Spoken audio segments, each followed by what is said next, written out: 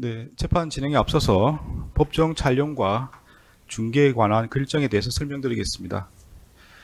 2025년 9월 30일 서울중앙지방법원 2025 고합 1219호 피고인 한덕수 사건의 공판 개정에 앞서 법정 촬영 등 허가 신청에 대한 재판부의 결정 내용을 설명드리겠습니다.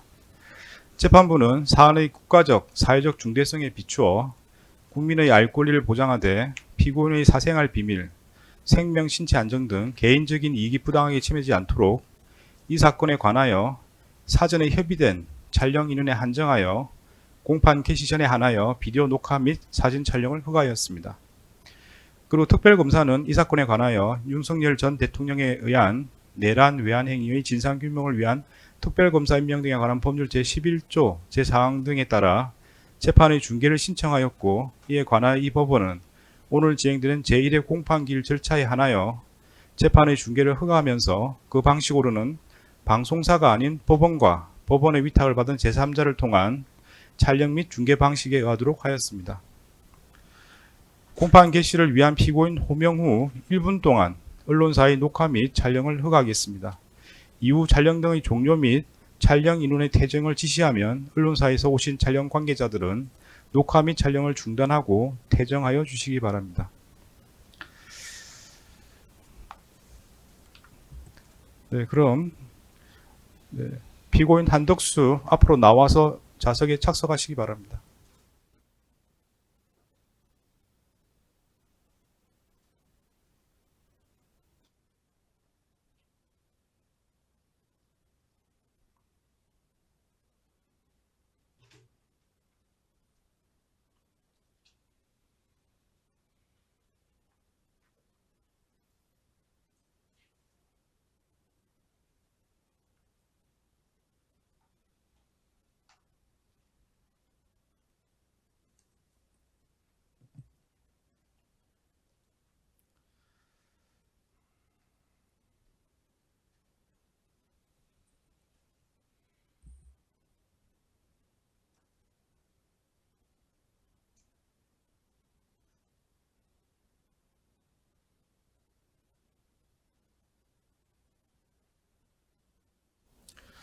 네, 말씀드린 1분 시간이 지났습니다. 네, 이제 언론사에서 오신 촬영 관계자들은 녹화 및 촬영을 중단하시고 퇴정해 주시기 바랍니다.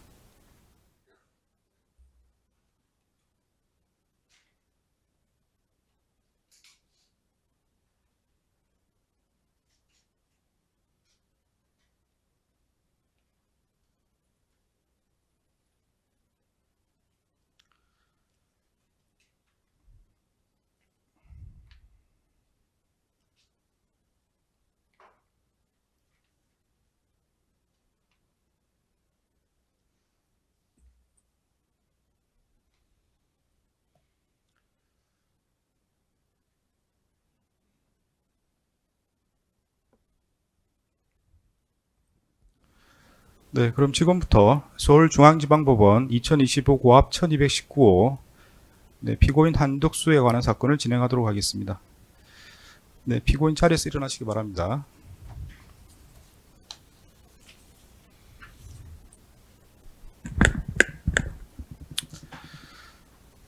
네, 피고인은 내란 우두머리 방조, 허위 공문서 작성, 허위 작성 공문서 행사, 공용 서류 손상, 대통령 기록물 관리에 관한 법률 위반, 위정 혐의로 기소되어 있습니다. 공소장 받아보셨습니까? 네, 받아봤습니다. 네, 진술 거부권이 있습니다.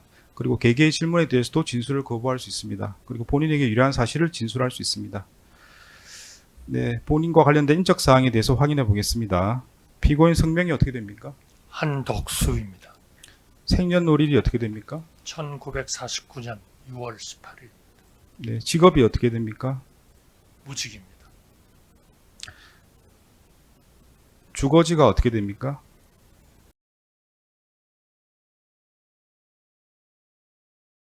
네, 등록 기준지는 어떻게 됩니까?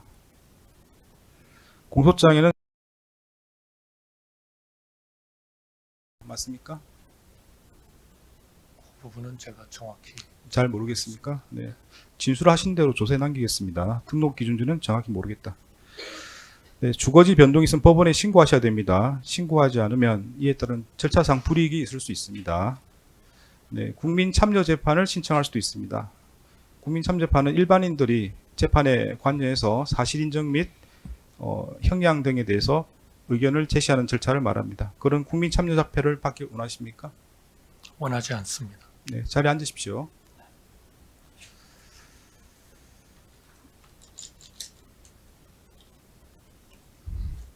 네, 출석하신 분들 확인하겠습니다.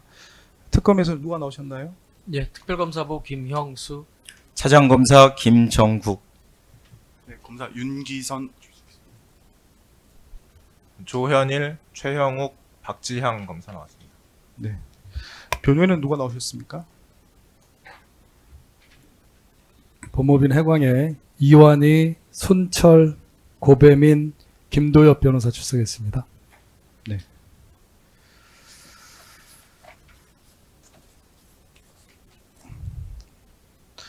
네, 그러면 검찰에서 공소사실과 관련된 요지 진술을 진행하도록 하겠습니다. 네, 어떻게 진행하시겠습니까?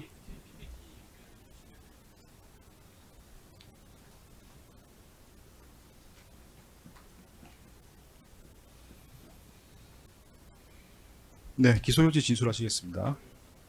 예, 특별검사부 김형수입니다. 검찰은 위헌 위법적인 12.3 비상계엄에 대해 2025년 1월 26일 윤석열 전 대통령에 대해 내란 우두머리죄 등으로 기소하여 현재 1심 재판 계속 중이고 2025년 6월 10일 시행된 윤석열 전 대통령 등에 의한 내란 외환 행위의 진상 규명을 위한 특별검사 임명 등에 관한 법률에 따라 특검은 12.3 비상계엄과 관련하여 국무위원들의 내란 범행 가담 행위에 대해 수사하여 2025년 8월 29일 당시 국무총리인 피고인에 대해 내란 우두머리 방조죄 등으로 기소하였습니다. 피고인은 2022년 5월 10일 제20대 대통령 윤석열이 취임하자 2022년 5월 21일부터 2025년 5월 1일까지 제48대 국무총리로 재직한 사람으로 윤석열 행정부의 2인자이자 대통령의 제1보좌기관이며 국가 최고의 정책 심의기관인 국무회의 부의장이었던 사람입니다. 그동안 12.3 비상계엄과 관련하여 국회와 국민들 앞에 국무위원들을 모아 계엄을 선포하려는 대통령을 설득하고 반대해보려 했다. 최선을 다해 대통령을 설득했다는 주장과 달리 피고인은 국무총리로서 대통령의 위헌적이고 독단적인 권한 행사를 통제하고 견제할 최종적인 책임자로서의 의무를 저버리고 오히려 대통령의 위헌 위법적인 비상계엄의 내란 범행에 대해 그 명을 받들어 제1보좌기관으로서의 임무만을 충실히 수행하였습니다. 본건은 단순히 피고인이 당시 국무총리로서 왜 대통령의 계엄 선포를 막지 못했냐, 왜 좀 더 적극적으로 막지 못했느냐에 대해 책임을 묻는 것이 아닙니다. 특검 수사를 통해 그동안 확보된 증거들을 종합하여 보면 피고인은 계엄 선포 전후 과정에서 대통령의 위헌 위법적인 계엄 선포에 절차적 정당성을 부여하기 위해 국무회의 소집을 건의하고 비상계엄 선포문에 사후부서를 작출하는 등 여러 일련의 적극적인 방조 등 범행을 저질렀고 이후 이를 숨기기 위해 계엄 관련 지시 문건 등을 파쇄하고 사후부서한 비상계엄 선포문을 폐기하였으며 나아가 헌법재판소에서 거짓으로 증언하는 범행까지 저질렀습니다. 그 결과 12.3 비상계엄에 따른 내란 행위로 인해 헌정질서와 법치주의는 파괴되었고 생명신체의 자유 등 국민의 기본권이 침해되는 중대한 결과를 초래하였으며 상당 기간 그 진상은 국민들 앞에 제대로 규명되지 못하였습니다. 재판장님, 네, 말씀하시죠. 공소사실 요지를 진술하는 것이 지금 이 시간인데 공소사실이라는 구체적인 사실에 근거해서 한덕수 피고인에 대한 이야기를 하는 것이 아니고 지금 모두 잠깐만 들어보셔서 아시겠지만 이 사건의 의미나 검찰의 의견을 밝히고 있습니다. 언론에 보도된 것이나 피고인의 주장을 이곳에서 이야기할 하등의 이유가 없습니다. 그것은 앞으로 재판을 통해서 밝혀질 사항들이고 증거 조사를 통해서 밝혀질 것이지 마치 증거가 다 있고 그것이 밝혀진 걸 전제로 지금 의견을 밝히면서 그걸 공소사실이라고 그리고 더군다나 지금 많은 그 언론이 취재하고 있는 마당에 그런 이야기를 하는 것은 피고인이 유죄임을 전제로 하는 그 검찰의 주장에 불과합니다. 이런 부분들에 대해서 재판장께서 구체적인 사실에 대해서만 공수사실에 기해서 적시해서 말씀해 주시는 것이 공수사실의 요지에 부합한다는 변호인의 의견을 이의로 제기합니다. 네. 특검적 의견은 어떻습니까? 예, 제가 말씀드린 내용은 피고인의 지위, 그리고 피고인의 헌법상 책무, 그리고 개괄적인 피고인의 방조 등 범행에 대해서 말씀드린 거고요. 그리고 또 마지막으로는 그로 인한 법익 침해에 대해서 설명을 드린 것입니다. 네. 이 하에서는 피고인의 구체적인 공소사실에 대해 특검 수사팀의 담당 검사가 말씀드리도록 하겠습니다. 네. 앞부분은 최대한 요약해서 진행하시고요. 나머지 구체적인 사실 위주로 요지 진술하시기 바랍니다. 예. 공소사실 요지 진술하겠습니다. 1. 피고인과 사건 관계인들의 지위. 피고인은 1970년 6월 제8회 행정고시에 합격하여 공직에 입문한 이후 2004년 2월경 국무조정실장, 2005년 3월경 경제부총리 겸 재정경제부 장관, 2007년 4월경 제38대 국무총리로 근무하였고 2022년 3월 9일 윤석열이 제20대 대통령에 당선되어 2022년 5월 10일 대통령으로 취임하자 2022년 5월 21일부터 2025년 5월 1일까지 제48대 국무총리로 재직하였습니다. 2. 윤석열 전 대통령 등의 비상계엄 선포 및 내란행위. 우리 헌법 개헌법에 의할 때 비상계엄은 전시 사변 또는 이에 준하는 국가 비상사태에 있어서 병력으로서 군사상의 필요에 응하거나 공공의 안녕 질서를 유지할 필요가 있고 적과 교전 상태에 있거나 사회 질서가 극도로 교란되어 행정 및 사법 기능의 수행이 현저히 곤란하여 군사상 필요에 따르거나 공공의 안녕 질서를 유지하기 위한 예외적인 경우에 한하여 극히 예외적으로 선포할 수 있습니다. 그런데 윤석열은 2024년경 국회 다수를 차지한 야당이 쟁점 법안들에 대한 단독 처리를 강행하고 국무위원 등 다수의 고위공직자들을 탄핵하며 정부가 추진하는 주요 사업의 예산을 삭감하는 등 국정 운영에 어려움을 겪게 되자 김용현 등과 공모하여 2024년 12월 3일 22시를 기하여 전국에 비상계엄을 선포하고 군 경력 등을 활용하여 정부의 비판적인 정치인들을 체포하고 선거관리위원회와 정부의 비판적인 일부 언론사 등을 점거하기로 마음먹었습니다. 이에 따라 윤석열과 김용현은 2024년 12월 3일 22시 27분경 헌법과 법률에 정한 절차에 따르지 아니한 채 비상계엄을 선포하고 무장군인 약 1,600명과 경찰관 약 3,700명을 동원하여 국회, 선거관리위원회, 더불어민주당 당사, 여론조사꽃 등을 점거, 출입 통제하거나 체포, 구금, 압수수색하는 등의 방법으로 강압하여 한 지역의 평온을 해하는 폭동을 일으켰습니다. 3. 내란 우두머리 방조. 1. 국무총리로서의 헌법상 지휘와 역할. 우리 헌법상 국무총리는 대통령의 제1보좌기관으로 최고 수준의 국정통할 기능을 수행하며 국가정책 최고심의기구인 국무회의의 부의장이자 구성원으로서 대통령의 자의적, 독단적 권한 행사를 사전에 막을 수 있는 최고의 헌법기관입니다. 국무총리는 국무회의 부의장으로서 정부 중요 정책을 심의할 권한, 대통령의 모든 국정행위 문서에 부서할 수 있는 권한을 통해 대통령의 자의적인 권한 행사를 통제하며 이러한 권한을 행사하는 헌법기관이라는 점을 고려하여 우리 헌법은 그 임명 시 국회의 동의를 받도록 함으로써 민주적 정당성을 부여하고 정부조직법에 따라 국무조정실을 설치하여 국무총리의 업무를 보좌하도록 하는 등 그 권한 행사가 원활히 이루어지도록 하고 있습니다.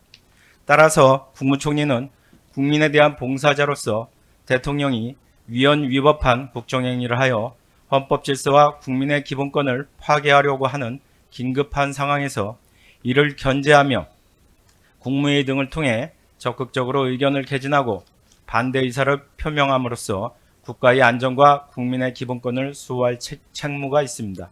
2. 피고인의 공직 경력에 기반한 상황인식. 피고인은 1970년 6월경 공직 생활을 시작하여 몇 차례 비상계엄 사태를 경험하면서 권력자가 입법, 사법, 행정을 모두 장악하고 반대 세력을 탄압하기 위한 수단으로 비상계엄을 선포하는 경우 자유민주주의 헌법 질서와 국민의 기본권이 장기간 침해되는 결과가 발생한다는 사실을 알고 있었습니다. 이러한 피고인의 인식은 2024년 9월 3일 국회 예산결산특별위원회에서의 발언에서도 잘 드러납니다. 피고인은 당시 상황이 비상계엄 선포 요건을 전혀 충족하지 않으며 헌법상 국회가 비상계엄의 해제를 요구하는 경우 즉시 해제하여야 하므로 여소야대 상황에서 비상계엄을 선포하는 경우 국회 기능을 정지하기 위한 조치가 필연적으로 수반되는 등 비상계엄 선포로 헌정 질서가 파괴되고 국민의 기본권이 침해된다는 사정을 잘 알고 있었습니다. 구체적 범죄 사실 말씀드리겠습니다. 가 위헌 위법적인 비상계엄 선포에 대한 인식과 내란 방조 결입니다. 피고인은 2024년 12월 3일 20시경 윤석열 대통령으로부터 대통령실로 빨리 들어와라, 아무에게도 말하지 말고 오라는 연락을 받고 대통령 부속실장 강희구와 텔레그램으로 연락하며 대통령실로 이동하였습니다. 피고인은 대통령실에서 먼저 와 있던 김용호 장관에게 대통령께서 비상계엄을 선포하려는 것 같다라고 말하고 20시 45분경 대통령 집무실 안으로 들어갔습니다. 대통령 집무실 안에는 김용현 장관, 이상민 장관 등이 있었습니다. 윤석열 대통령은 대통령 집무실에서 피고인 등 당시 대통령실에 있던 피고인 이상민 장관 등에게 오늘 밤 22시에 비상계엄을 선포해야겠다. KBS 생방송이 준비되어 있다. 돌이킬 수 없다. 라고 말하며 비상계엄 선포 계획을 알린 후 피고인에게 비상계엄 선포 담화문, 계엄사령부 포고령, 특별 지시사항이 기재된 문건을 건네주었고 윤석열 대통령이 이상민 장관에게 언론사 등에 대한 단전단수 조치를 지시한 사실도 알게 되었습니다.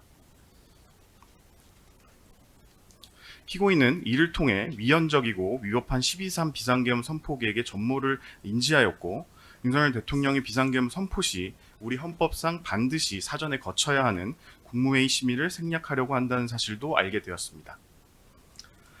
비상계엄의 절차적 정당성 부여를 위한 국무회의 외관 작출을 통한 내란 방조행위 부분입니다. 이러한 사실을 인지하게 된 피고인은 국무회의 심의를 거치지 않고 비상계엄이 선포될 경우 향후 절차상의 문제로 비상계엄을 유지하는 데 장애가 초래될 것을 우려하여 윤석열 대통령에게 비상계엄을 하려면 국무회의를 열어 정족수를 맞춰야 한다라고 말하면서 국무회의 심의라는 절차적 외관을 갖출 것을 제안하였습니다. 국무회의 의사 정족수는 11명인데 당시 대통령실에는 피고인 등 김용현 장관, 윤석열 대통령, 이상민 장관 등 7명의 국무회의 구성원이 있는 상태로 4명의 국무위원이 추가로 필요한 상황이었습니다. 이에 따라 피고인은 추가로 국무위원들을 부르자고 건의하고 윤석열 대통령은 대통령 부속실 직원을 통해 추가로 국무위원을 부르라고 지시합니다. 그 과정에서 피고인은 김용현 장관과 국무위원 소집 상황을 점검하며 의사 정족수를 채우려고 하였습니다. 특히 김용현 장관은 의사 정족수에 4명이 부족한 상황에서는 피고인에게 손가락으로 숫자 4를 표시하고 의사 정족수에 1명이 부족한 상황에서는 손가락으로 숫자 1을 표시하며 피고인과 긴밀히 논의하였습니다. 또한 윤석열 대통령이 비상계엄을 선포하기로 한 22시가 가까워 오고 있음에도 의사 정족수가 충족되지 않자 송미령 장관에게 직접 전화를 걸어 어디쯤이세요? 빨리 오세요.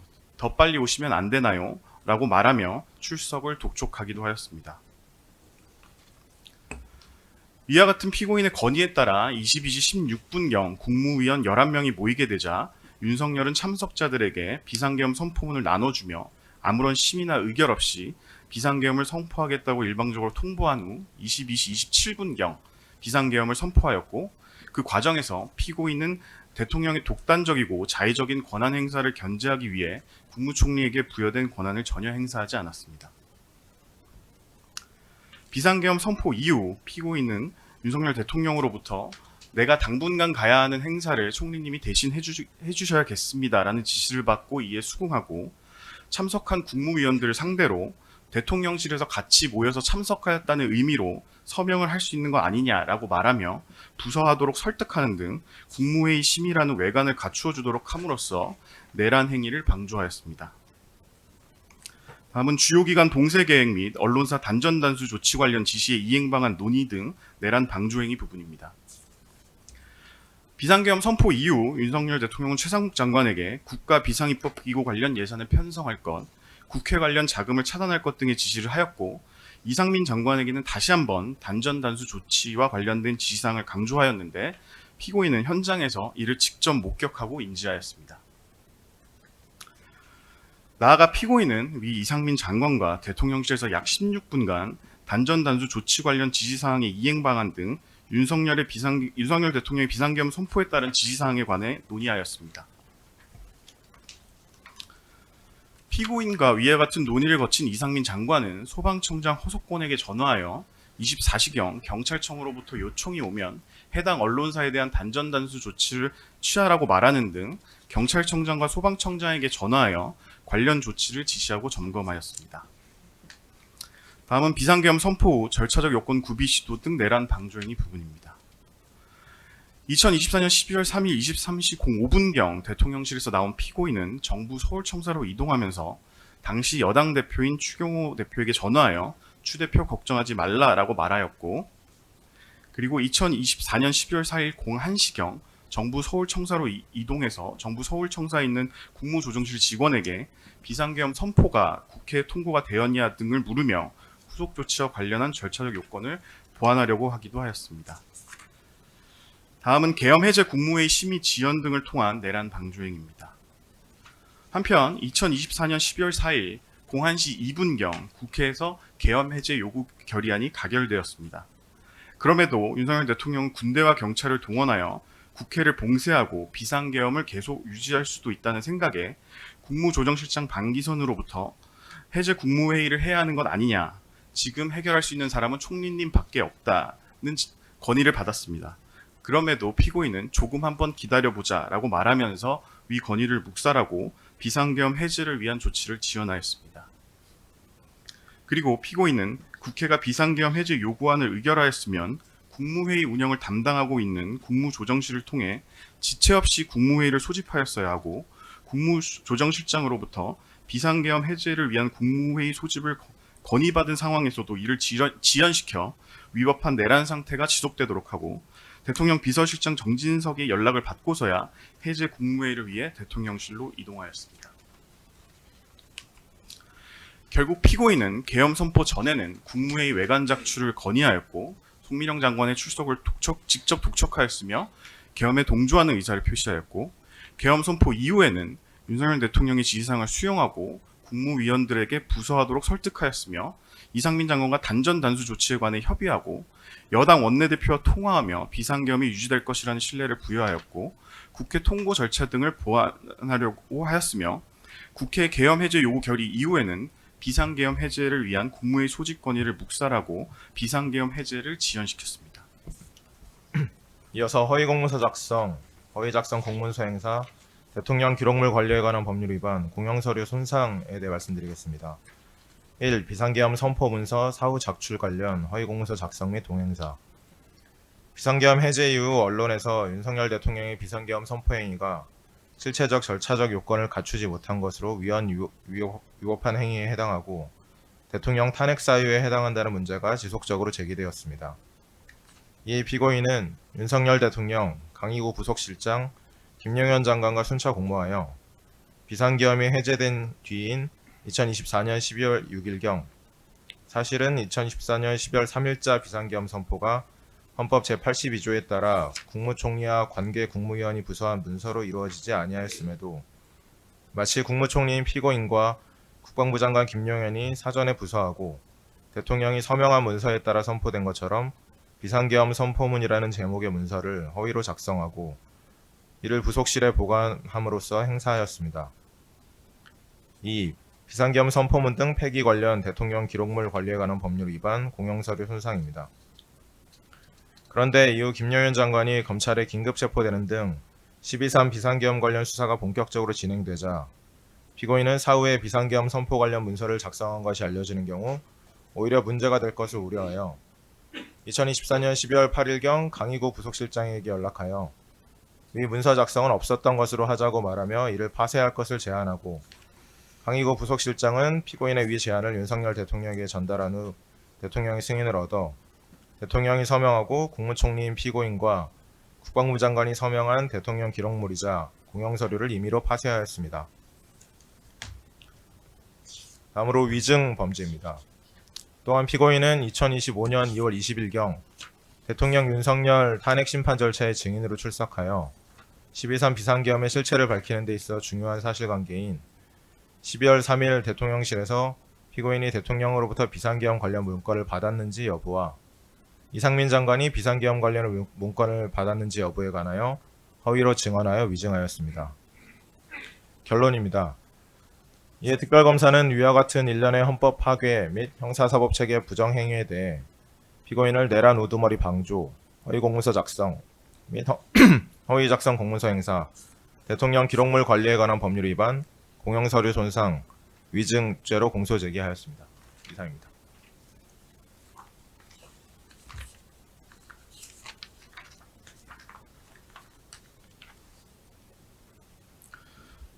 네, 다음은 변호인께서 의견 주술하시겠습니다. 검찰에서 공소사실 낭독을 하셨는데 그 중에서 저희는 위증 관련해서 계엄 선포 당일 대통령실에서 계엄과 관련된 문건을 보거나 받은 기억이 없습니다라는 부분을 위증했다라는 것만 피고인은 인정을 하고 나머지 모든 공소사실에 대해서는 부인하는 입장입니다.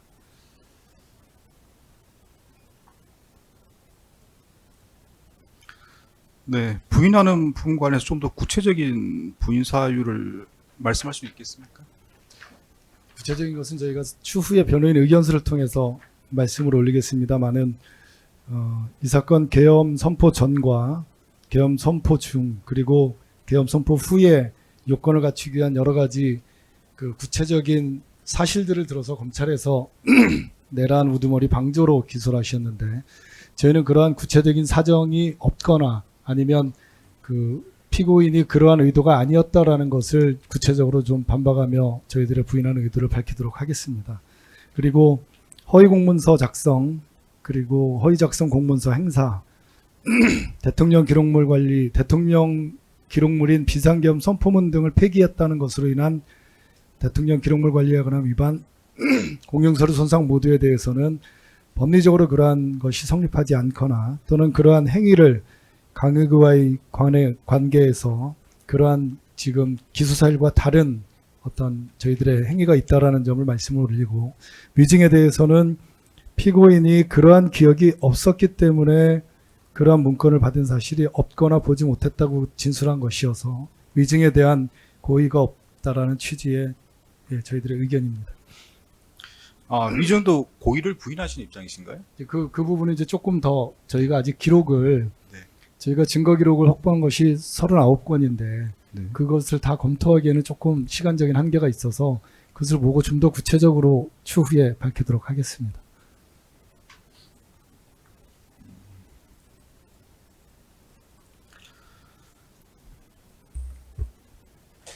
일단 뭐 법정에서 말씀하신 걸 정리하면 일단 위증도 다투는 것으로 일단 정리하겠습니다. 고의를 다투시는 걸로 말씀하시는 것 같아서, 그러면 위증 관련해서는 고의를 다투고 나머지 공소사실에 대해서는 뭐 사실관계, 법률 평가 등을 다 다투시는 걸로 그렇게 정리하면 되겠습니까?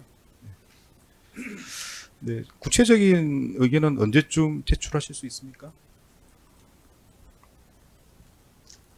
저희가 다음 그 공판에서 네. 다시 한번 좀 네. 더 전체적으로 다 모든 걸 자세하게 밝히지 못하겠지만 네. 저희들이 오늘 진술한 부분에 대해서는 좀 더 저희들의 의견을 자세히 밝힐 수 있도록 하겠습니다. 다음 기일이 지금 10월 13일로 잡혀 있습니다. 그때까지 제출하시겠습니까? 제출해 주시도록 해보겠습니다. 재판장님, 한 말씀 올리겠습니다. 네, 말씀하십시오. 지금 변호인 측에서 처음에 얘기할 때는 위증의 일부에 대해서 인정한다, 자백한다는 취지로 말씀하셨다가 다시 고의를 부인한다, 고의가 없다 이런 취지의 말씀을 하셨는데 위증에 대해서 보다 명확히 좀 답변을 해주셨으면 좋겠습니다. 일부를 인정한다는 취지인지 아니면 전체를 부인한다는 취지인지에 대해서 다시 한번 좀 물어봐 주시면 좋겠습니다. 네, 좀 더 정확하게 의견을 표명해 달라는 네, 말씀 위증이라고 해서 기소가 된 부분이 세 가지입니다. 계엄 선포 당일 대통령실에서 계엄과 관련한 문건을 보거나 받은 기억이 없다라는 부분이 첫 번째고, 저는 특별한 문건을 받은 사실이 없습니다라는 것이 두 번째 증언이고, 문건 주는 것을 보지 못했습니다라는 것이 세 번째입니다. 세 번째, 세 가지 사실 중에서 첫 번째 그 문건을 보거나 받은 기억이 없다라는 부분에 대해서는 인정한다는 취지이고요. 두 번째, 세 번째에 대해서는 피고인이 그 부분에 대해서 기억을 정확히 할 수 없다라는 것이 저희들의 변소의 요지입니다.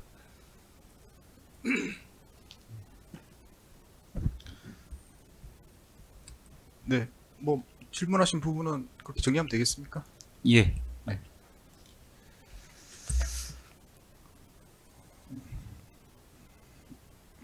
예, 다음 절차에 앞서서 몇 가지만 좀 확인하겠습니다.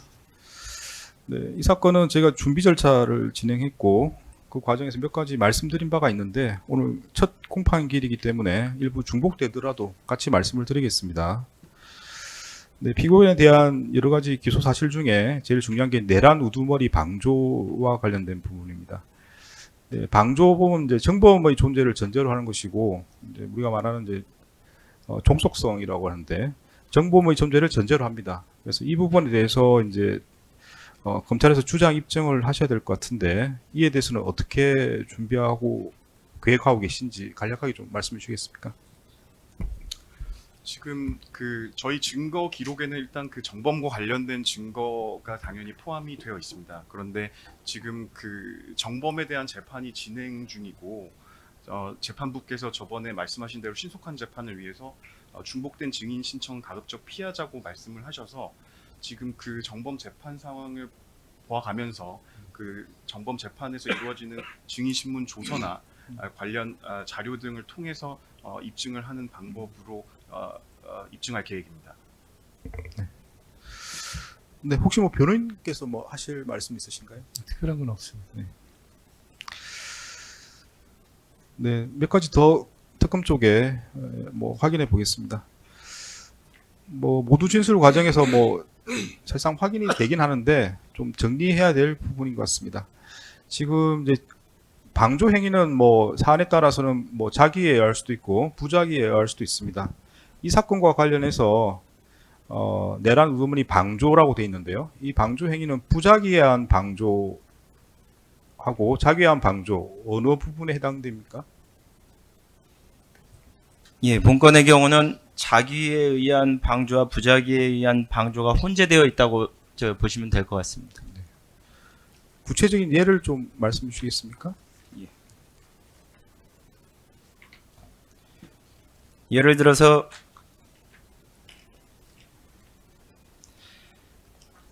계엄 선포 전의 행위와 관련해서는 그 국무회의 외관을 작출을 건의하고 송미령의 출석을 독촉하였으며 계엄에 동조하는 의사를 표시하였고 계엄 선포 이후에는 윤석열의 지시사항을 수용하고 국무위원들에게 부서하도록 설득하였으며 이상민과 단전단수 조치에 관해 협의하고 여당 대표와 통화하며 비상계엄이 유지될 것이라는 신뢰를 부여하고 국회 통고 등 절차를 보완하려고 한 행동, 이런 것들은 자기의 구체적인 예라고 볼 수 있습니다. 그 외에 그 국무총리로서 대통령을 보좌하는 책무가 있었다는 등 그 공소사실 요지에 구체적으로 기재한 부분들은 부자기로 볼 수 있습니다. 예, 이상입니다. 네. 뭐 잘 아시겠지만 부자기에 의한 방조가 되려면 이제 여러 가지 그 결과 발생을 막아야 될 어떤 지위를 전제로 하고 있습니다. 그런 부분을 염두에 두시고 주장 입증하시기 바랍니다. 예, 알겠습니다. 네, 그래도 계속 확인해 보겠습니다. 사실 뭐 모두 진술에서 대부분 나왔던 걸로 볼 수도 있긴 하지만 그래도 좀 더 확인해 보는 게 좋을 것 같습니다. 지금 허위 공문서 작성 부분이 있습니다. 이 부분은 내란 우두머리 방조하는 별개의 범죄로서 기소를 한 게 맞습니까? 네, 별도의 범죄로 기소하였습니다. 네. 그러니까 이제 허위 공소 작성 행위 자체는 방조 행위에 포함되는 게 아니고 별개의 범죄로 기소한 것이다. 네, 별도의 법익을 침해하는 행위로서 별개의 범죄로 기소했습니다. 네. 근데 그 해당 부분을 보시면 그 기재의 취지는 제가 정확히 알 수는 없습니다만은 허위 공문서 작성과 관련된 부분의 시점이 비상계엄 해제 전에 시점 일부 표시된 부분들이 있습니다. 그래서 이 부분이 어떤 관계인지를 조금 명확히 하시는 게 좋지 않을까 싶습니다. 기본적인 입장은 알겠습니다. 네, 기본적으로는 별제인데 이 공소 사실 간에 그 어떤 논리적인 인과관계가 있다고 저희는 보고 있습니다. 그 외관을 작출하려고 하였고 그리고 절차를 보완하려고 하는 일련의 시도가 있었는데 그것이 이제 실패하자 사후에 그 대통령 부속실장과 다시 그 공모하여 사후에 문서를 작출하였다는 것이 저희 기본적인 입장입니다. 네, 알겠습니다. 그래서 뭐 그 공소사실 한번 확인해 보시고 그 부분 정리하실 부분이 있으면 정리해 주시기 바랍니다. 네, 지금 허위 작성 공문서 행사 부분이 있습니다. 그 관련 공소사실을 확인해 보면 2024년 12월 3일자 비상계엄 선포문을 허위로 작성하고 그 무렵 이를 대통령 비서실 부속실에 보관하는 방법으로 행사하였다. 이렇게 이제 공소사실이 되어 있는데요. 네, 지금 행사와 관련해서 보관 행위를 행사라고 이렇게 기소하시는 겁니까? 네, 그 허위 공문서 작성죄에서 행사란 그 허위 문서의 내용이 진실한 것처럼 그 문서의 효용 방법에 따라 사용하는 것으로서 본래 목적이나 용도에 따라 사용하지 않아도 행사죄가 성립하고 현실적으로 그 문서에 신용을 해야 하는 결과가 발생할 것을 요하지 않으며 신용을 침해할 위험성만 있으면 족하고 그 이해관계인이 내용을 인식할 수 있는 상태에 둠으로써 행사죄는 기수가 성립한다는 것이 우리 대법원 판례입니다. 그리고 대법원도 이런 입장에서 등기부나 기타 공문서를 열람할 수 있도록 비치한 경우에도 행사죄가 성립한다고 판시를 한 바 있습니다.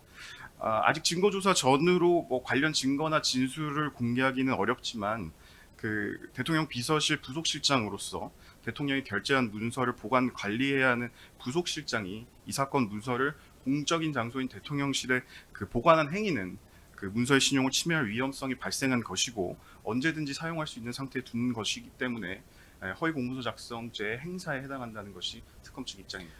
예, 지금 증거 조사 전이기 때문에 이제 공소 사실에 기초해서만 질문을 드립니다. 그래서 이제 통상적으로는 행사라고 하려면 이제 그 문서의 용법에 따라서 사용하는 걸 행사라고 하고요. 그래서 이제 등기부는 열람을 하는 자료이기 때문에 어떤 열람 상태에 두면 그걸 행사라고 일단 판례가 보고 있는 것으로 이해하고 있습니다. 그래서 이 계엄 선포문을 보관하는 게 이게 뭐 문서 용법에 따른 사용인지 한번 검토해 보셔야 될 것 같습니다. 그래서 혹시 참조할 만한 자료가 있으시면 관련 자료도 준비해서 제출하시기 바랍니다.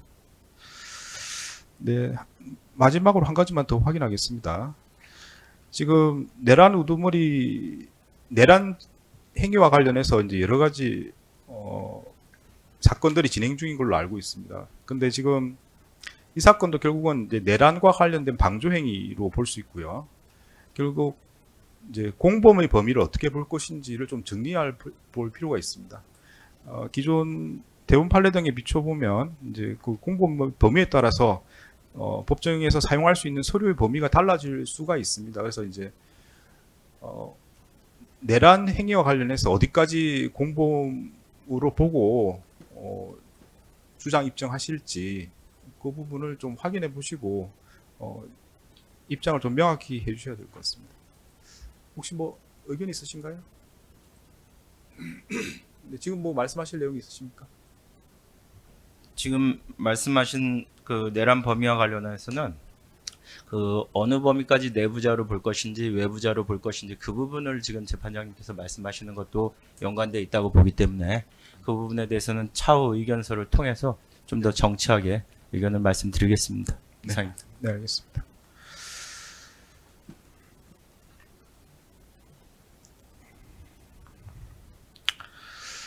네, 다음은 피고인 측에게 몇 가지 확인하겠습니다.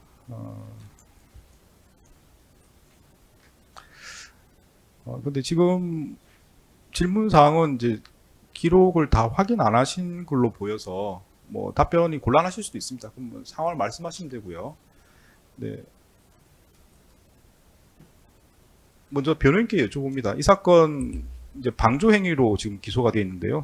정범 행위에 대해서는 어떤 입장인지, 혹시 뭐 정범을 내란 정범 행위에 대해서 다투시는 입장이신지 어떠신지 혹시 말씀하실 수 있겠습니까? 저희가 정범에 대해서 이 사건에서 저희가 다투는 것이 옳은지 여부에 대해서는 저희가 아직 결정을 못했습니다. 왜냐하면 그 사건 자체를 저희가 알지 못하는데 그 사건에 대해서 저희가 다툰다는 것 자체가 적절치 않다라는 것이 기본적인 입장입니다. 뭐 말씀하신 것처럼 형사소송은 이제 민사소송과 달라서 당사자의 입장에 따라서 판단하는 게 아니고 객관적인 자료에 따라서 역사적 사실이 무엇인지를 확인하는 절차입니다. 그래서 기본적으로 말씀하신 게 맞는데 저는 이제 일단 소송 절차 진행과 관련해서 어느 부분에 강조를 해서 진행할지 그것 때문에 여쭤본 겁니다. 일단 그래서 이제 특별히 뭐 밝힐 입장이 없으신 걸로 그렇게 알겠습니다.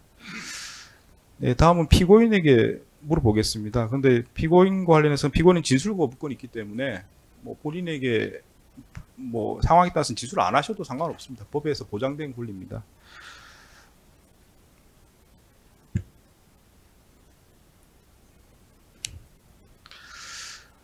마찬가지입니다. 이것도 지금 이 사건 소송을 진행하는 데 있어서 어느 부분에 강조를 해서 중점적으로 진행해야 될지 이런 부분 관련되기 때문에 제가 여쭤보는 건데 뭐 말씀드린 것처럼 진술 거부권이 있기 때문에 답변 안 하셔도 상관없습니다. 네, 피고인에게 여쭤보겠습니다.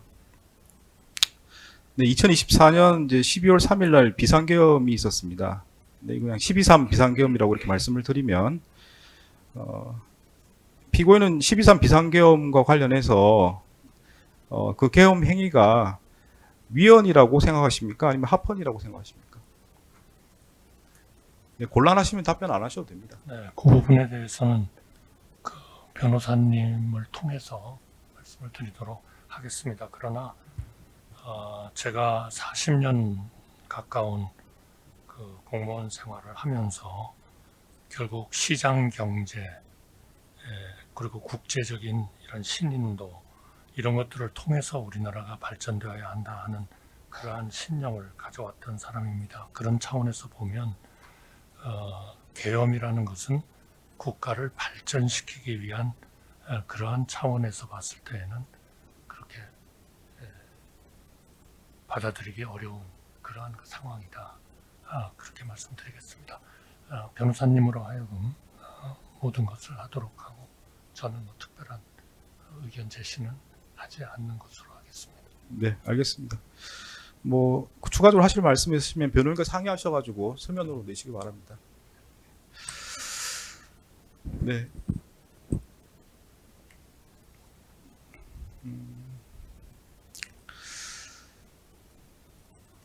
네, 다음은 증거 신청 절차로 들어가겠습니다. 특검 쪽에서 네, 증거 신청하시겠습니다.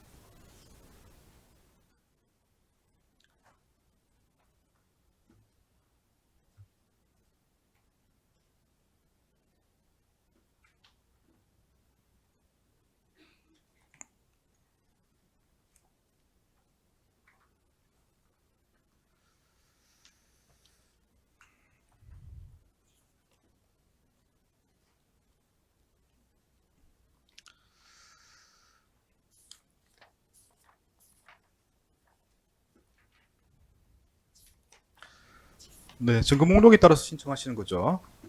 네.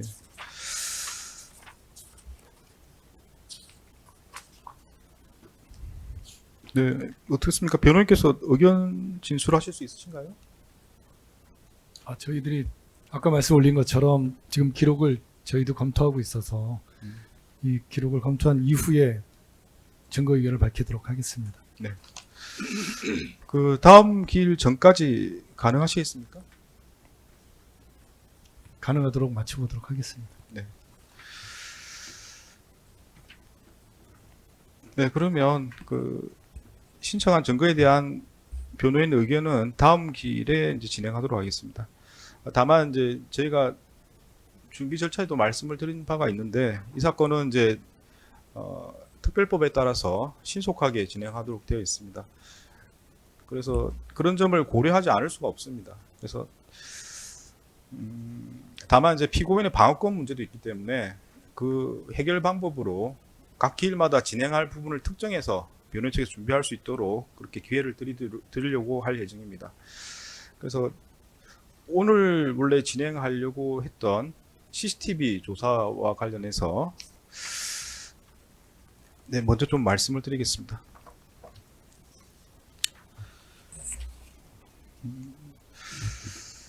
네, 특검 측과 변호인 측에서 여러 서면을 내셨는데 특검 측에서는 9월 9일자 성명 준비 명령에 대한 의견서 내셨고요.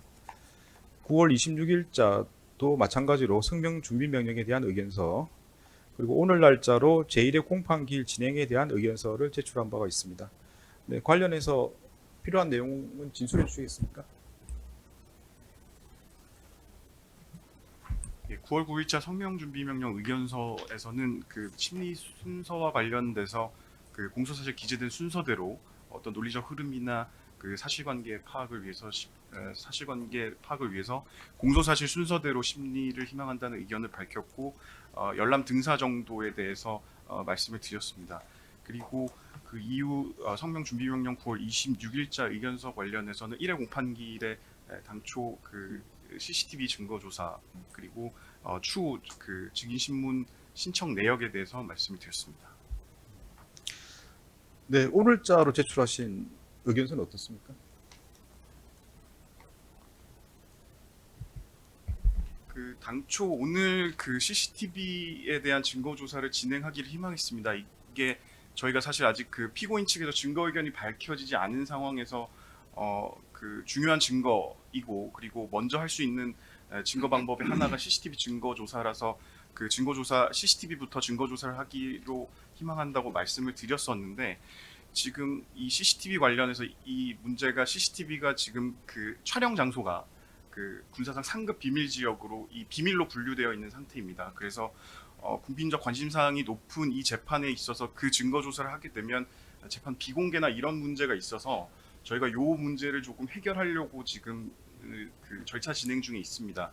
그리고 향후 진행될 증인신문 조사에 있어서도 이 CCTV를 제시하면서 기업 환기용으로 제시할 필요성이 있는데, 오늘 또 저희가 증인으로 신청한 그 조태열 전 장관이 불출석하게 되어서 저희 입장에서는 어제 의견서를 제출한 대로 가급적 차회기일에 증거조사를 하고 이후에 증인신문 등을 할 때 이 CCTV 영상을 활용하면서 증인신문을 하면 조금 더 효율적으로 심리가 진행되지 않을까 하는 것이 특검 측 의견입니다. 네. 그 제출하신 내용을 보니까 지금 이제 CCTV가 이제 군사 기밀로 되어 있는데 그걸 해제 절차를 진행하게 이렇게 되어 있는데 맞습니까? 그러면 다음 기일에 기밀 해제 후에 공개 절차로 진행하기를 원하신다는 입장이신가요? 아직 그 확정은 되지 않아서 저희가 뭐 지금 단정적으로 말씀드리기는 어려운데, 본사안의 뭐 국민적 관심도나 또 공정한 재판을 받을 권리를 위해서는 공개된 재판에서 하는 것이 바람직하다고 생각하기 때문에 저희가 조금 더 한번 그 부분에 대해서는 좀 절차 진행을 해보고 재판부에 말씀드리도록 하겠습니다. 제가 말씀드린 거는 뭐 여러 가지 주장 입장은 특검 쪽에서 정할 부분이긴 한데 이제 재판 지연 때문에 되게 그럽니다. 이게 뭐 필요하시면 뭐 그렇게 할 수는 있는데 언제 가능한지를 정해 주셔야 그게 이제 다른 절차 등과 관련해서 일정을 정할 수 있기 때문에 말씀을 드린 거고, 일단 최소한 말씀드린 내용은 일단 오늘 진행하기를 원하시는 건 아니고 일단 연기를 하기를 원하신다는 입장이신 거죠? 예, 다음 기일에는 CCTV 증거조사가 진행될 수 있도록 하겠습니다. 네. 일단 CCTV 부분은 변호인 측의 의견을 듣고 증거를 결정해야 될 부분이고, 사실 하기 전에 이제 의견을 들어볼 예정이었습니다. 다만 이제 검찰에서 먼저 이제 이 부분을 이제 기밀 해제해서 공개해서 진행하길 원하시는 입장이시라 의견은 뭐 다음 기일에 말씀하셔도 되고 증거 의견 말씀하실 때 같이 말씀하셔도 될 것 같습니다. 그래서 오늘 뭐 다 말씀 안 하셔도 될 것 같고요. 그러면은 뭐 이 사건의 중요성에 비추고 CCTV 내용의 중요성에 비춰서 뭐 특검에서 원하시는 대로 오늘 진행을 하지 않고 다음 기일에 진행하도록 하겠습니다. 네, 변호인 측에서는 9월 12일자로 절차 진행에 대한 의견서 내셨고요. 9월 29일자로 중계 관련해서 의견서 내셨습니다. 혹시 법정에서 하실 말씀 있으신가요? 없습니다. 지금 저희들이 냈던 의견서는 결국 법정 공개나 방송에 의한 공개 부분인데 그 부분은 이미 재판부 결정하신 거기 때문에 특별히 드릴 말씀은 없고요.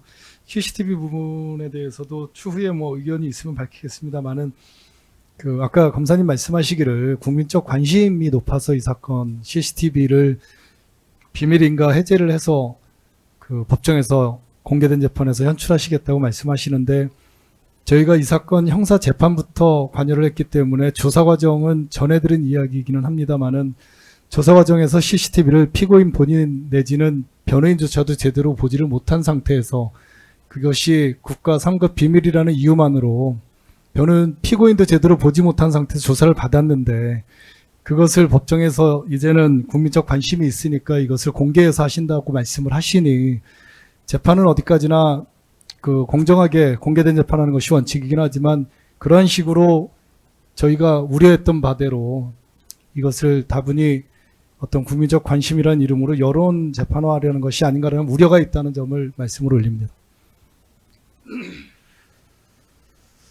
뭐 추가로 하실 말씀 있습니까?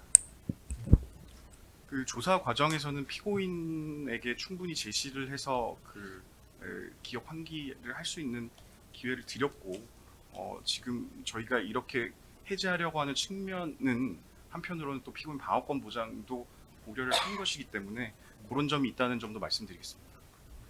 네, 알겠습니다. 일단 오늘은 증거 목록에 따라서 특검에서 증거 신청하시는 걸로 하고 여기까지만 진행을 하겠습니다. 진행을 하고 오늘 오후에는 원래 증인신문을 하려고 했는데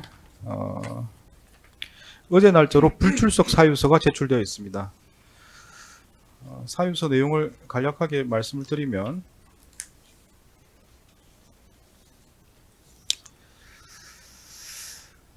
네, 뭐 개인정보 문제가 있기 때문에 뭐 자세하게 말씀을 못 드리고 원래 조태열 증인이 소환되어 있는 상태였는데 증인의 가족과 관련해서 가족이 지금 중대한 질병과 관련해서 진료 및 검사 및 진료 등을 진행하고 있다고 되어 있습니다. 그리고 이제 관련해서 진단서와 의무기록 사본을 첨부해서 제출하였습니다. 재판부에서 진단서 내용 등을 확인해 봤는데 확인해 봤고 사유서 끝에는 이제 10월 20일 이후에는 소환하면 출석을 해서 성실히 답변하겠다 이렇게 이제 되어 있습니다. 그래서 아마 예정되어 있던 진단, 진료 등과 관련해서 겹쳐서 본인이 출석하기 곤란하다는 내용으로 이해가 됩니다. 다만 10월 20일 이후로는 출석하겠다고 하는 출석 의사를 밝히고 있는 상태고 소명 자료도 다 첨부해서 제출한 것이고 그 내용을 봐서도 불출석 사유로 흑감이 타당하다고 보입니다. 그래서 일단은 오늘 증인신문 절차는 진행이 안 될 걸로 그렇게 보입니다. 진행하지 않고요. 다음 기일에 진행을 하도록 하겠습니다. 다음 기일하면 이제 10월 20일 이후로 소환을 해서 진행을 하도록 하겠습니다. 뭐 특별히 의견 있으신가요? 없습니다. 없습니까? 네. 네, 그러면 이제 추가로 재판 진행과 관련해서 몇 가지 또 말씀을 드리겠습니다. 지금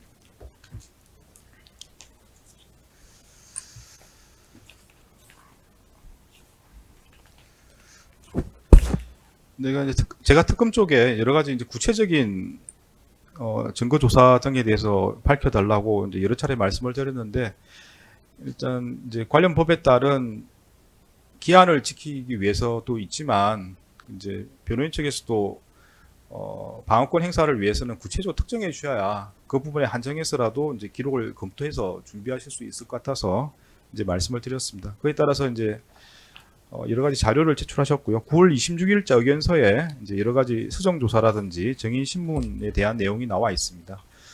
근데 문제는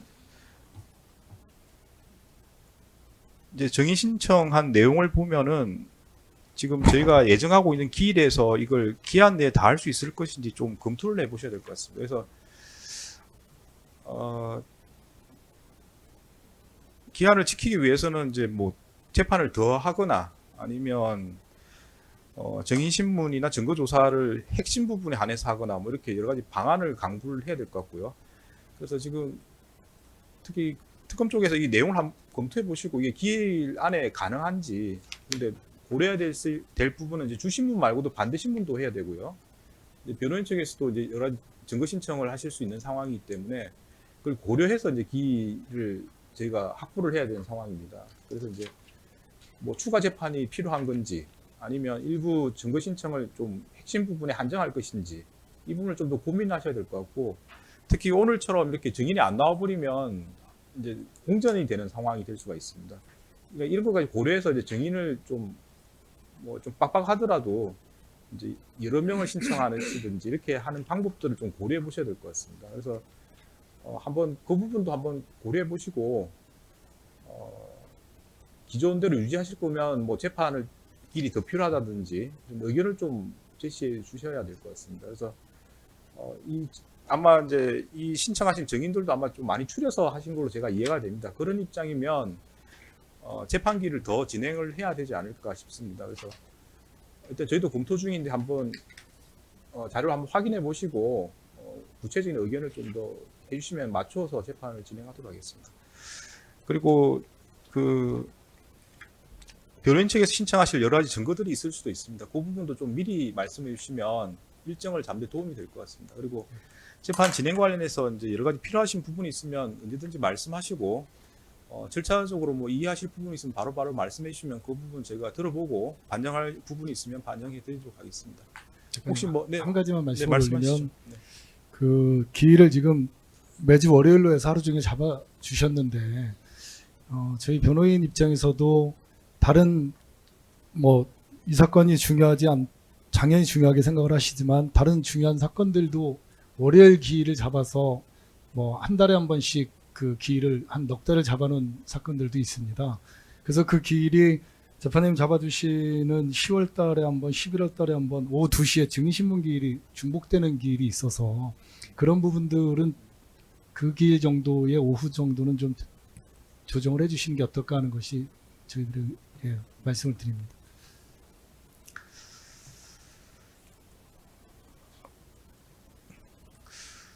이제 저희도 변호인단이 구성이 여럿이 되어 있기 때문에 조정은 좀 하지만 그래도 필수적으로 가서 증인신문을 해야 될 사건들이 있기 때문에 그 사건을 저희가 나몰라라 하고서 그 불출석하거나 할 수 있는 상황은 아니기 때문에 말씀을 드리는 겁니다.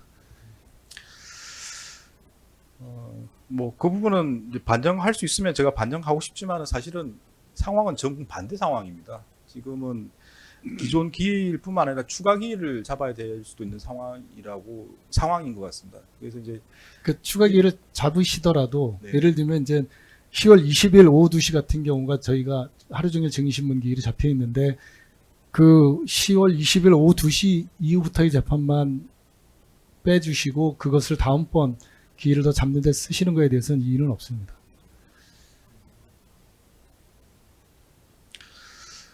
그 내용을 좀 구체적으로 서면으로 내시면 저희가 한번 검토해 보겠습니다. 지금 왜냐면 자료까지 해서 한번 그렇게 예, 말씀 올리겠습니다. 왜냐하면 지금 일정상 아마 지금 지정되어 있는 기일만으로는 그 기일 내 진행이 완료 안 될 가능성이 있어 보여서 뭐 추가 기일을 정하는 대신에 변호인들께서 말씀하신 부분을 반영할 수 있으면 뭐 반영하는 방향으로 네. 뭐 그렇게 할 수도 있을 것 같긴 합니다. 그래서 이제 아까 말씀드린 특검 쪽에서도 좀 일정과 관련해서 의견이 있으시면 서면을 좀 말씀해 주시고요. 예, 알겠습니다. 변호인께서도 여러 가지 사정이 있으면 사정을 말씀해 주시면 양쪽 사정을 최대한 반영을 해서 절차가 진행될 수 있도록 저희가 한번 고민해 보겠습니다.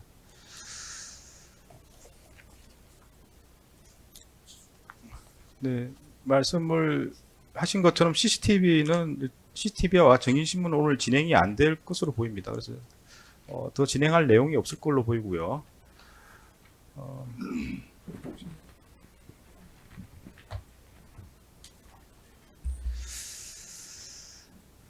네, 그래서 오늘 절차는 이 정도로 마무리될 것 같은데 오늘 재판 진행과 관련해서 의견이 있으시면 뭐 지금 말씀하시면 되겠습니다. 혹시 뭐 하실 말씀 있으신가요? 없습니다. 없습니까? 네. 다음 기일은 10월 13일 10시입니다. 10시인데 이때 어떤 내용에 대해서 진행할지 좀 특정을 해야 될 것 같습니다.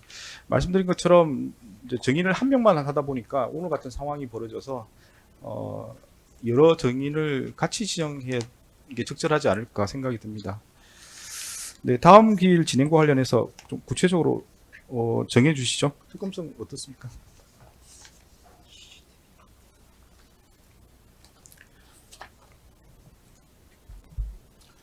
네, 다음 기일에는 그 CCTV에 대한 증거 조사를 하기를 희망하고, 그리고 아직 그 증거 의견이 밝혀지지 않은 관계로 일단 저번에 말씀드린 대로 서증 조사부터 하기를 희망합니다. 그 헌법재판소 결정문이라든지 증인신문 조서, 그리고 국무회의 관련 회의록, 국무회의 관련 그 예산결산 특별회의 회의록 등 서증 조사를 진행하고, 그리고 오늘 저번 그 9월 26일자 의견서에 밝힌 대로 김영호 장관 그리고 그 최상 장관에 대한 그 증인 신청을 할 계획입니다. 그 구체적으로 공전을 피하기 위해서 저희가 한번 그러면 출석 가능 여부를 조금 확인을 해보고 그 서면으로 증인을 신청해도 되겠습니까? 재판부는 상관이 없습니다. 상관이 없는데 변호인 측에서 이제 문제가 됩니다. 그렇습니다. 관련 기록을 보셔야 돼서 예. 어, 반대신문 준비 때문에 그렇습니다. 그러면 그러니까 증인 신문을 다음 기일에 하는 것이 좀 어려우시다는 뜻이신가요? 지금 말씀대로 CCTV 조사와 서증 조사를 먼저 하신다 그러면 그 길에 진행하시면서 증인을 어떤 순서로 해주실지를 갖다가 신청하시는 순서를 좀 알려주시면 저희도 그 순서들에 맞춰서 증인신문, 반대신문을 준비할 수 있도록 하겠습니다. 그러니까 지금 다음 기일 오전에는 CCTV와 말씀하신 서정 조사를 하면 될 것 같고요. 오후에 증인을 불러야 될 것 같은데 누구를 부를지를 이제 특정을 해주는 문제가 있습니다. 아마 이제 연락을 해보시고 출석을 확인하셔야겠다는 입장이신데 그건 좋은 말씀이신데 좀 변호인이 준비할 수 있도록 시간을 확보할 문제로 보입니다. 그래서 확인해 보시고 뭐 언제까지 서면으로 제출해 주시면 그걸 보시고 변호인께서 준비하시면 될 것 같긴 합니다. 그래서 말씀드린 대로 이른 김영호 장관과 송미령 장관을 다음 기일에 증인으로 신청할 예정인데 네네. 그 출석 여부를 좀 명확해서 조속히 의견서로 제출하겠습니다. 좋습니다. 일단 김영호, 송미령을 증인 채택하고요. 다음 재판 기일에 소환하도록 하겠습니다. 그 시차 소환을 하는 게 좋아 보이는데 어떻습니까? 2시, 4시 이렇게 시차 소환 어떻습니까? 예, 그게 좋을 것 같습니다. 네, 그럼 2시에 누구를 신청하시겠습니까? 김영호 장관을 2시에 하겠습니다. 네, 김영호를 다음 기일 2시에, 송미령을 4시에 예, 이렇게 예. 신청하시겠습니까? 혹시 뭐 의견이 있으신가요? 없습니다. 네. 말씀하신 것처럼 만약에 출석이 문제가 되면 미리 확인해 보시고 변호인께서 준비할 수 있도록 시간이 확보될 수 있도록 신속하게 서면으로 밝혀주셔야 될 것 같습니다. 예, 알겠습니다. 네, 그러면은 그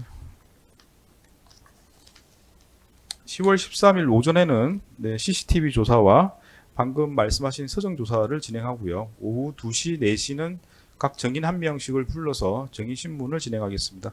지금 주신문 시간은 45분으로 되어 있습니다. 맞습니까? 네, 1인당 45분 있고 반대 신문도 같은 시간을 확보해드리고 뭐 진행에 따라서 조금 더 하시는 거는 뭐 의견을 듣고 진행하시면 될 것 같습니다. 한 시간 정도씩만 배정해 주시면. 반대 신문 1시간씩 하시겠습니까? 네. 네, 그 정도는 아마 지금 예정 시간으로 충분할 것 같습니다. 그래서 일단 2시에 한 명, 4시에 한 명 이렇게 소환해서 진행하고 출석 여부를 확인해 보시고 서면으로 필요하신 경우는 서면으로 추가 말씀해 주시면 되겠습니다. 네, 혹시 뭐 더 하실 말씀 있으신가요? 없습니다. 네, 없습니까? 그럼 오늘 재판은 여기서 마치고요. 다음 재판은 10월 13일 오전 10시에 진행을 합니다.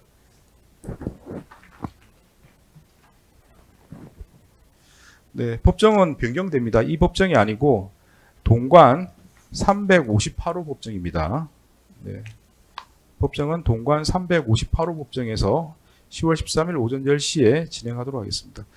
네, 말씀드린 여러 가지 준비 사항들은 서면으로 일찍 제출해 주시면 재판 진행하는 데 도움이 될 것 같습니다. 네, 더 하실 말씀이 없으시면 오늘 재판 여기서 마치겠습니다. 네, 돌아가시면 되겠습니다.